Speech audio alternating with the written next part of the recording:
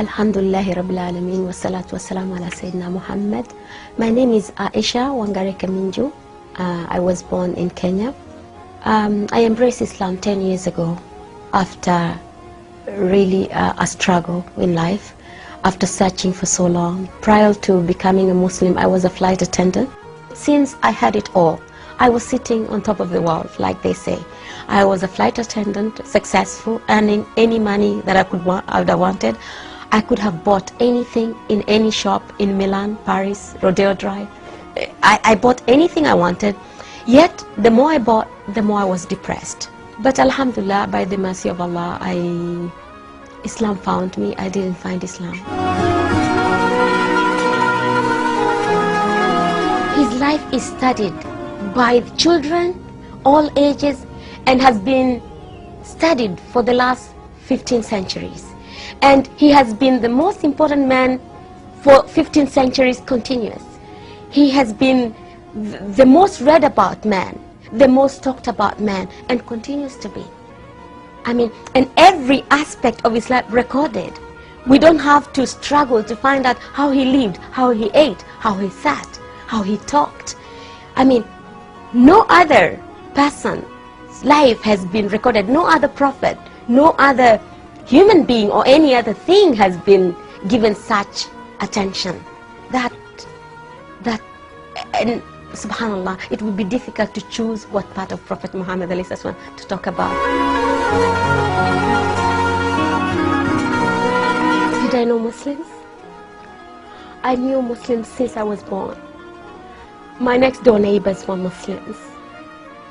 I worked with Muslims. My colleagues were Muslims. My best friends were Muslims. But the saddest thing is they never invited us to Islam. They treated us like those kuffars. Those kuffars. We never saw the Quran. We were not supposed to touch the Quran, you know, those najis. Yet, I knew there was something about Islam that I wanted to be part of. But for me, it was not a religion. It was something, for the Arabs and the Somalis, because those were the people around me. But I didn't know that Islam was something I could be part of. I didn't know that. And I was not invited. I was made to feel I didn't fit in. You can imagine, I went to Mecca, I went to Hajj for 9 years as a flight attendant, taking pilgrims, hearing all this labaik, Allahumma labaik, not knowing what it was. But alhamdulillah, maybe Allah had not meant for me to be a Muslim then, because probably I wouldn't have found the taste I have that now, what I know now that Islam is.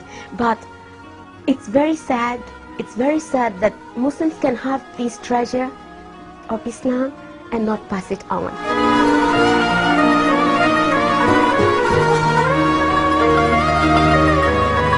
Before being a Muslim, he was just a man, an Arab man, a crazy man who went around with a sword in the hand and probably threatening everybody to chop off their heads if they...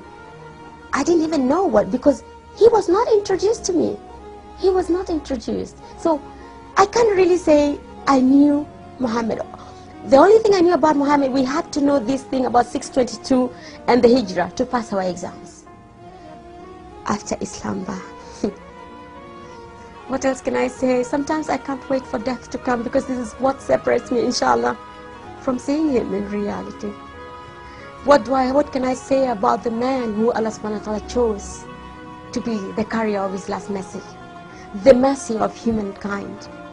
What can I say about Prophet Muhammad? I don't possess those words.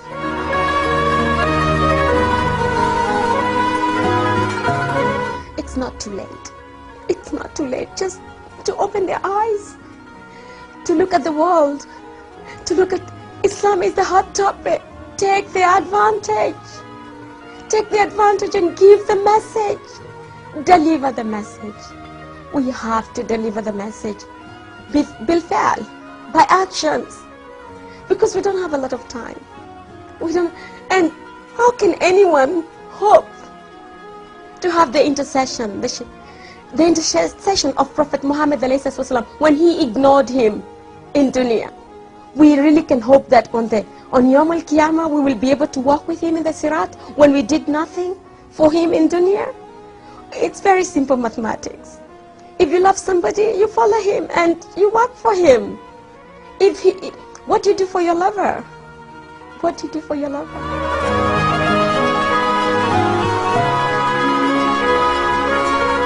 If I didn't die or faint and die, I'll tell him not to be sad. Not to be sad that the Muslims are in such deep sleep, in such deep slumber, did not understand him, and to make dua for us, the Muslims, to wake up and understand the message and work for it, and emulate him and give the message to the world and just let everybody know who this man is. I would ask him to make lots of dua for us and ask Allah subhanahu wa ta'ala to wake us up from our ghafla with mercy, not with a big bang, before there's no other time, before the end comes. I would ask him to make lots of du'as for us. Ashhadu an la ilaha illallah wa ashhadu anna Muhammad abduhu wa rasuluh.